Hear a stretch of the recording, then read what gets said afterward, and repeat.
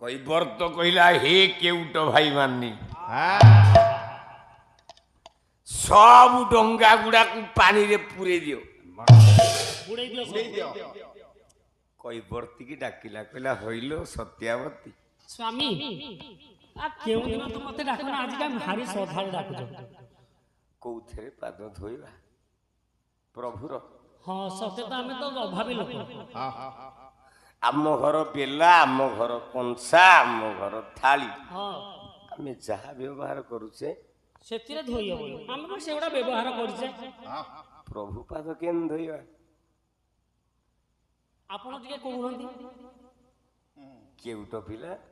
ବସିକି ଭଗବାନଙ୍କୁ ପଦେ ଡାକିଲା ଆହା ମୋ ନାଥି ମୋର କିଏ ଲୋ କହିଲା ମୁହି ଯନ୍ତ୍ର ତୁମ୍ଭେ ଯନ୍ତ୍ରୀ ଏ ସବୁ